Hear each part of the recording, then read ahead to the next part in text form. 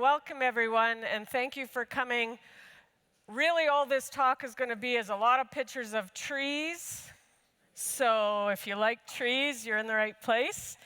And what I'd like to say is, before we get started, thank you to the people in the Eclipse Foundation that have helped give me confidence to give this talk and to kind of support the idea of this talk. I'm normally talking about technical things. I don't like talking about cultural things because it makes me very afraid to be up here. And I'll explain a little bit about that.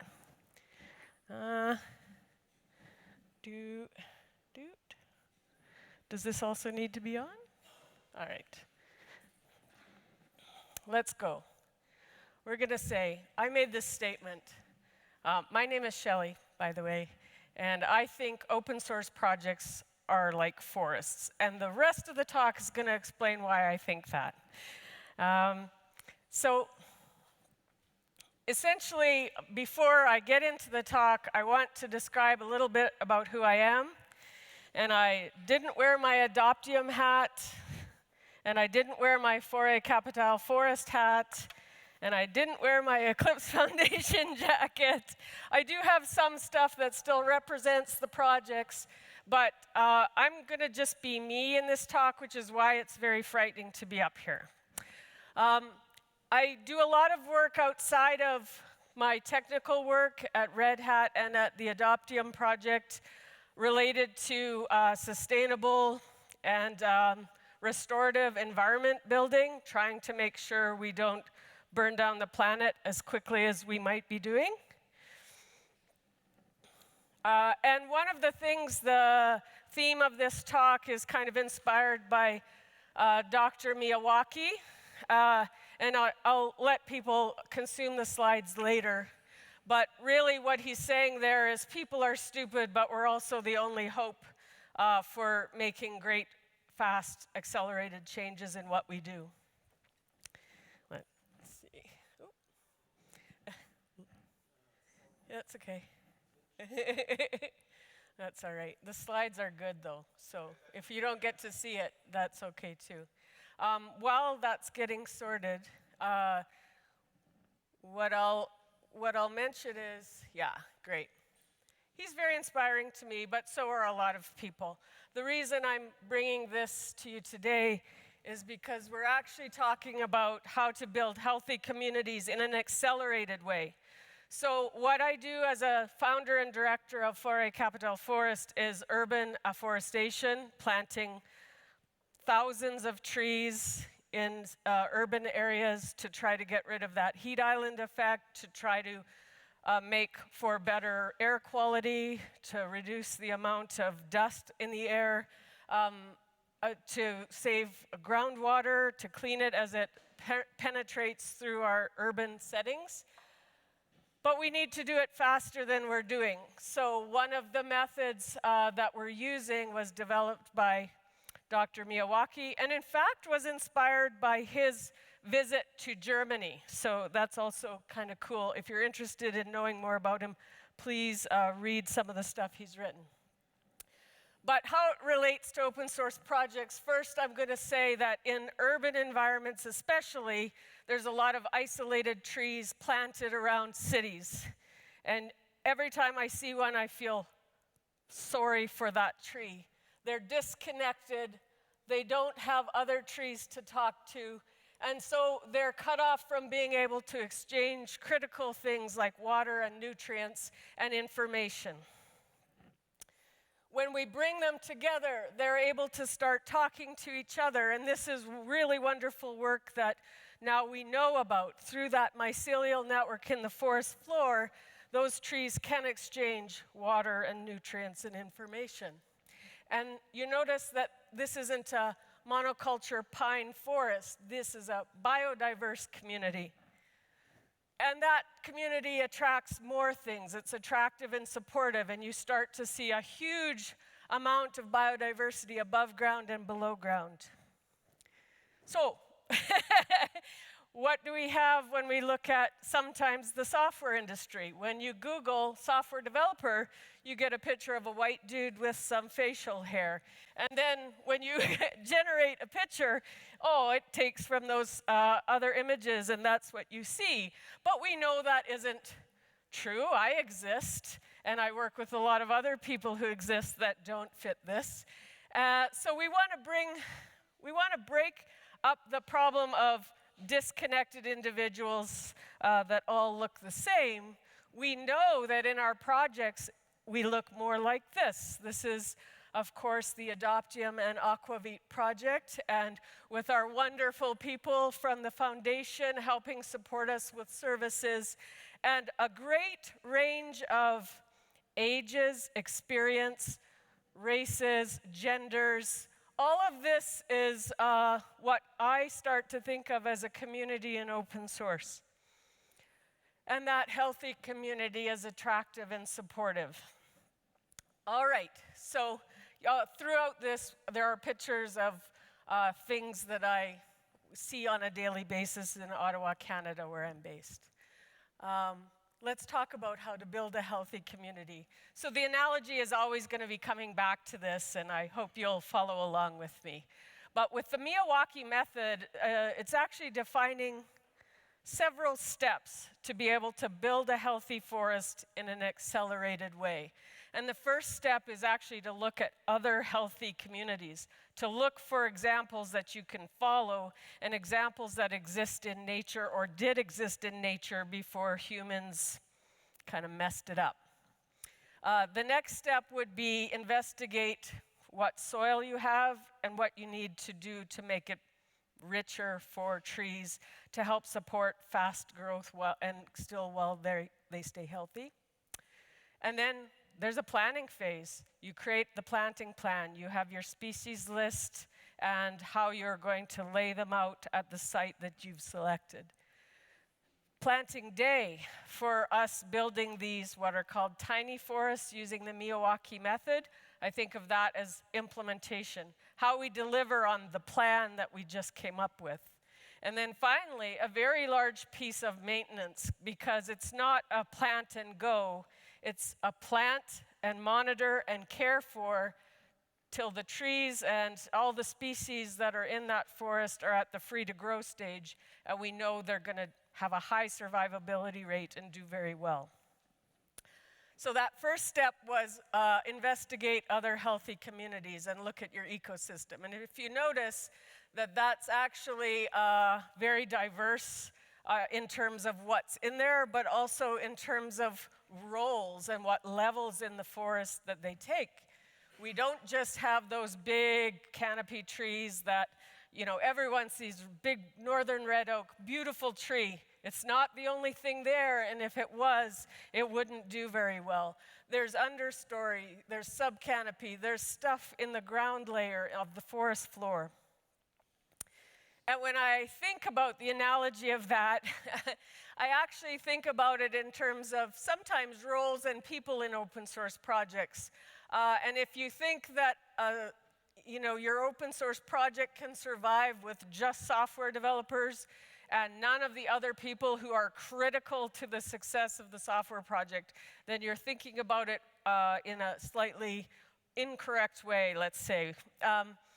I'm going to say that nothing does well without the foundation services and the people that are what I consider the forest floor, the soil that we all grow up in. So I'll make a bigger case for that in a moment. That's exactly right. When we go and see a site, I want to show this because when we go to a lot of urban sites, we have compacted, degraded soil. It's actually often not even that thick. Some sites in subdivisions in North America, they've stripped all the soil away, put some fill in there, and left you with just enough soil to grow grass. And we actually have to come in and correct that so that we have a foundation to grow trees into, and that they would survive. Much the same, and thanks, I keep stealing slides from everybody. You've seen these in some keynote presentations, but I think of the Eclipse Foundation as the soil, as the foundation for the work we do at open source projects. And so what you do, you test them, right? All my friends at the Eclipse Foundation know that I constantly test them. Hey, can we do this better? Can we do this differently? Can we be starting to adapt things that we need? And in fact, they're very, very amenable to that. You see in the foundation the willingness to grow and become better. So amend as needed to create that rich environment. It's been mentioned in several times this week that they're adding security services, they're adding policy services. We don't think that we need it when we're just writing software, but we need it, and we don't want to be the ones to have to provide that alone. All right, back. Soil is so important that it's a big feature here, and I'm going to geek out on the forestry side of things for a bit, because this is really my second role, third role. I am a full-time software developer, full-time open source software developer, full-time director of that nonprofit charitable organization, and I also make probably 5,000 jars of low-sugar jam to sell to fundraise for trees every year. So why I do that? Because I'm weird, but also I like life-work balance. But I wanted to just mention the difference. When you look at that picture along the side, you see on the very far left a tree that was grown in depleted soil that had no life in it. You look beside it, we've added mycorrhizal inoculant, so we have a fungal network supporting that tree. It grows way more roots, and the more roots it has, the more access to water and nutrients it has, the more healthy it is. And if you look, oh, well, what is this life in the soil business? Well, and I've put some references there, of the 7% of the organic substance in the soil, 85% of it is food for the 5% of the life, or the 15% of plant root and life that are in there. Without that food, that 5% of life couldn't create exudates and sugars that feed those trees, and we suddenly start falling apart as a planet. Big statement, little tree seedlings, it's a side profile, their little roots go only so far. Most of that picture is the microbes and the fungal network that supports them. So we need to be creating spaces that can support the things that we want to see in the world. Again, back to the foundation for a little bit of help for us. And that's what they're doing. They're creating those layers of support so that we can create the things we want to do in our projects. Now, when we think about how we are working in our projects, and I don't tend to talk to people about what I do outside of work, because I think they'll go, well, then you don't have time for work, you must be a loser. Then you're not showing up for the rest of it. No, what I actually find is it makes me more passionate and more full of energy to bring to what I do in my paid roles. We connect at the roots, and I have to put myself out there so people know who I am. That's very uncomfortable for me, but I find that it pays dividends, because then people trust me and trust that I will support them when they need it. And just a little thing, when I'm not at my computer, where I really am is in this boardroom. We have a nice water cooler, some hardwood chairs, and a conference table in the middle, and we enjoy our work very much. So the planning stage, and I'll try to be honest with my time. I know I have a lot of slides, but some of them are fast. With the Miyawaki method, the plan is to bring together diverse sets of things in a very dense way. So 3 to 5 things per square meter. In terms of our open source projects, the planning is also critically important. If you don't have a plan, you're going to aimlessly wander. And so every year, What are you asked to do? You're asked to provide a plan so that you have a direction to walk in.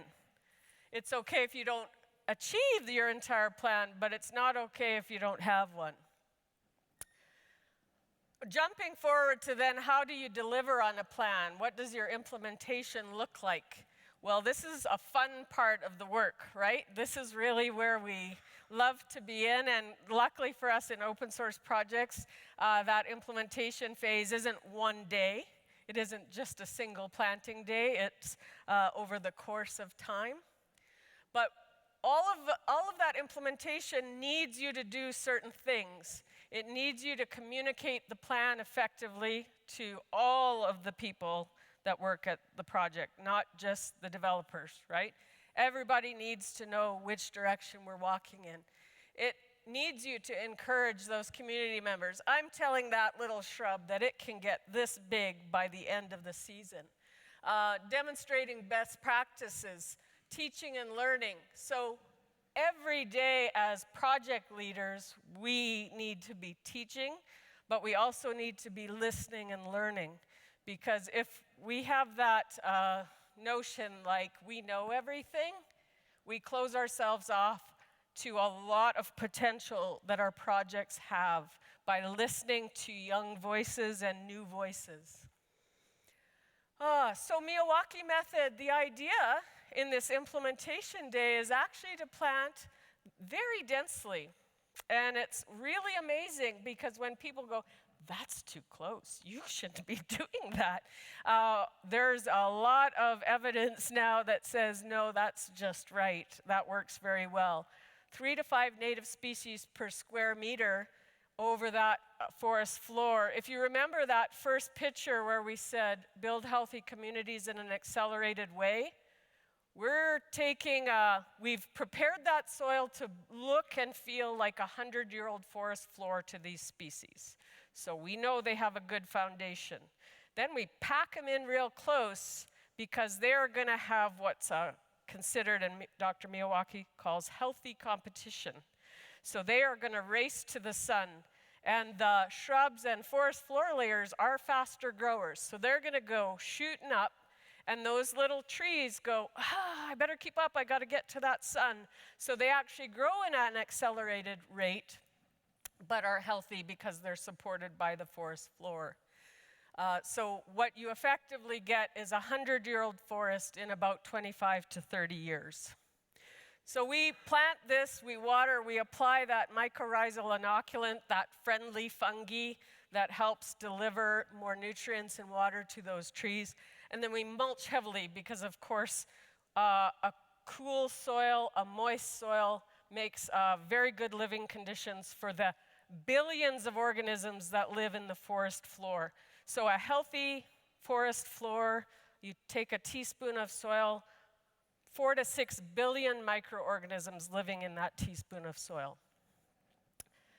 So really delivering on the plan is, and essentially creating an environment for that collaboration, the competition. It is good to have the competition and innovation. And then finally, that last step, if you recall the maintenance, that maintenance of open source projects. But I've started thinking about it in a new way. I don't think about it as the drudge work. I think about it as you've put all that effort into the first steps of this plan. Why would you want to fail in the very last step of the plan? This is like finishing the job right. So when we say we go for the next 1 to 2 years to a site to weed it, water it, protect it, make sure people are aware of the social benefits, make sure people are visiting and enjoying the space, educating folks on that new little tiny urban forest in their neighborhood, they become stewards themselves of that. That we involve them in the planting, we involve them in the care of the site. And what you end up having is an enlightened neighborhoods. So people coming to take care of the trees and the woods that they live beside. It's quite lovely to see. In an open source project, this really has analogies, right? Weeding is We need to be constantly addressing technical debt, reducing, simplifying, and that's why I think if you were in some of the keynote talks and people go, well, we had so much code added to this project, or we're counting lines of code. We know that in a mature project that actually is possibly the wrong direction. Some of our metrics for our projects might be to reduce code, right? Make it easier to maintain, simplify it, strip it back to what is needed and still fully functional. The watering, so important. Thanking your contributors and the people using the stuff you're building and distributing. Protection, of course, constantly thinking about ways of how you bolster your project's security. And then there is the same, what are the social benefits? Outreach and education to different people to tell them, why are we so happy and proud about the work we do in our open source projects and why people should get on board and join us. All right, I think, so what I wanted to quickly also talk about is, we've talked about how we could build an accelerated, healthy forest community, but how do you know what it is? How do you know you've achieved it, right? Metrics are important in every realm, everything that we do. So I'm going to say, yes, a healthy forest means it's a diverse, multi-layer plant community, but how do I know we got there or we're going in the right direction? Well, I use metrics. So we use tree health and growth, how much trees are growing, how healthy they are, over the course of time. I am very proud of the fact that we're also doing one of the first biodiversity study of tiny forests in Canada. So those little malaise trap tents up there are part of a multi-year study with the University of Guelph and the Center for Biodiversity Genomics. So they're doing DNA barcoding of remember that first picture where I said in a healthy community attracts, and we had all the above ground invertebrates, we had underground life, fungal, bacterial communities. We're doing soil studies and microbe studies as part of this, and also what kind of things are attracted to these spaces.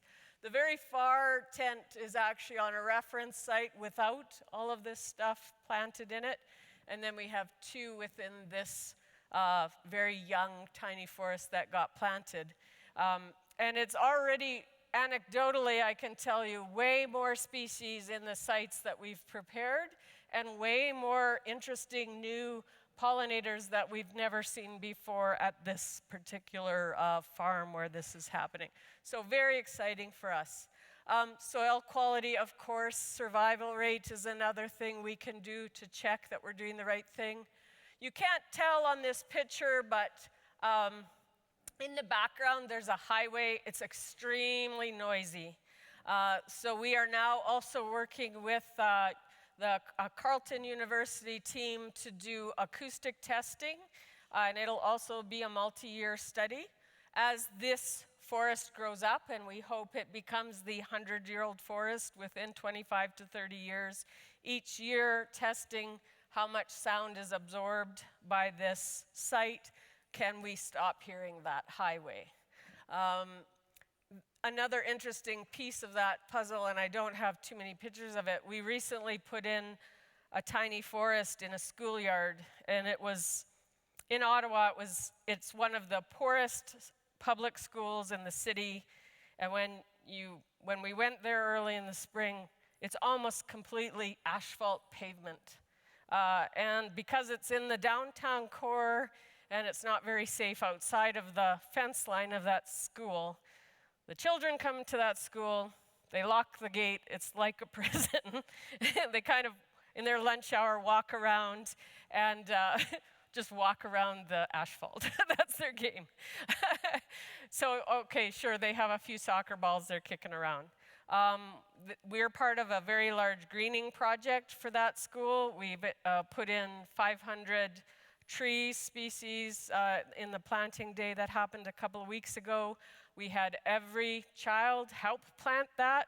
so they all are owners of that and are now stewards of that site. And it'll be really interesting to see it grow up. The other cool part of that, and why I mention it, is it's going to be part of another study that is happening, that is the effect of greening of schools on children that get to go to those schools that have more green space, and their health and their ability to learn. We know that there are already studies like that out there, but we now get to participate in some of those.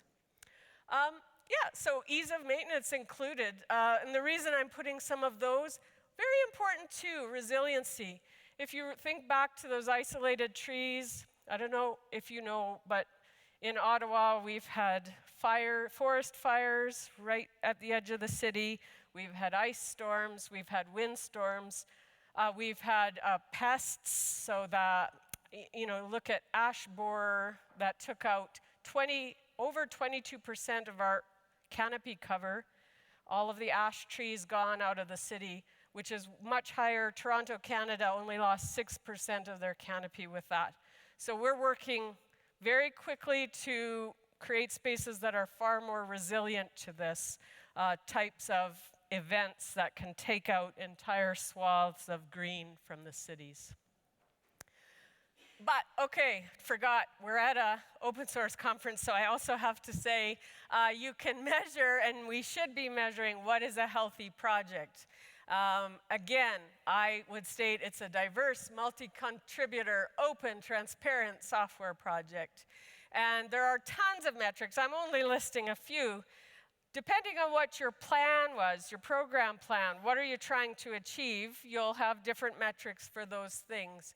But some of the stuff that we're looking at would be, and some of the stuff that the foundation looks at, would be contribution activity. Not just who's contributing as individuals, but which companies are contributing, because from a perspective of a healthy project, the more diverse the contributors, the better. Product quality to me is very important. I represent Adoptium and Eclipse Aquavit, so testing for quality and then being responsive to support issues.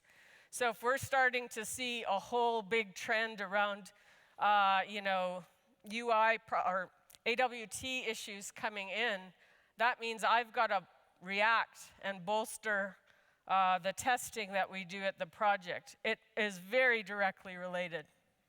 Onboarding of new contributors is critically important, but so is retention of existing contributors, and we can't forget that.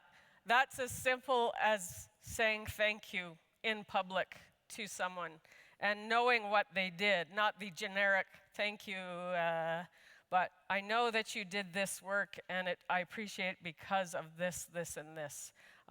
Very important, and it feels good to receive it. All right. I guess I have to really fly. I don't have too much left except to say I think that what success looks like is having high quality outputs, having member satisfaction, achieving the goals you set for yourself. Perhaps it's fast growth. You can also have slower growth. That's perfectly good. You're adaptable and resilient to things that could happen. So if that ice storm hits your open source project, you are able to rebound quickly. You're utilizing the power of your community. So you have high engagement and you have good communication. Your consumers are satisfied, they're happy, and probably you have healthy competition either within the project and or within the people who are using the outputs of your project. And this, I'm just going to play this as I talk. It's we'll see if it actually does play or not. That's a 2-minute video just so you can visually see us planting the tiniest tiny forest. And the tiniest tiny forest by Miyawaki method says your tiny forest can't be less wide than, it has to be 4 meters or wider. So it's a 4-meter square that we planted 2 weeks ago for the purpose of a video. But also so that people could come and see, hey, I have a very large suburban backyard. I could probably do that in my backyard. and I wanted to review the method. So the field investigation for your open source project, that might mean looking at other open source projects and seeing what they're doing right and what you like, and seeing if they're doing something that you should start doing. The soil tests and the soil prep, figuring out what foundations you need to put in place to make it a great place to work. And it might mean that you have to talk to the foundation to ask, is this already a service? Or if it isn't, could we make it a service? We've seen OtterDog. That was actually probably partly driven by the fact that we kept asking the Eclipse Infra team to update configuration. So that arose out of that need. The planting plan, you know, you're planning what you want to be doing and what you need to be doing to think about your next big steps for the next years ahead. The planting day, your implementation, all of that communicating and work and progressing and making sure you incorporate everybody in the project. So, oh, no one told the docs person that we're doing something. Why? Why didn't anyone? So making sure you have those good lines of communication. And finally, that maintenance step, which is all of that watering and weeding. So I'm right at the end of it. I want to just say, you know, if you're just chilling out and enjoying some of the photos and chilling out and enjoying your projects, and you think about all the people you work with, I'll leave you with the steps that I would recommend that everyone do to make the planet a better place and to make open source a better place. And that's typically give more than you take. If you are getting credit for something, think about the other people who made that possible and share that around. Spend time in forests. There's beautiful forests all over the planet. Make sure you get out there. Make sure you take slow, deep breath in that really wonderful fresh air. And then, again, double downing on the communicating of gratitude.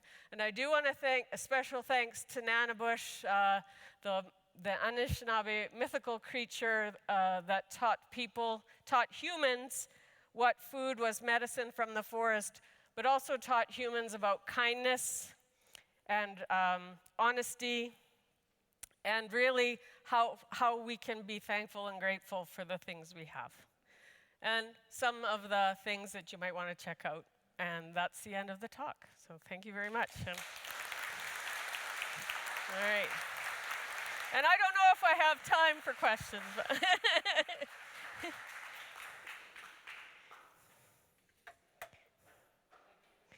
yeah. And I don't know if I have time for questions or if it was so self-explanatory that I'm way over time. Please go.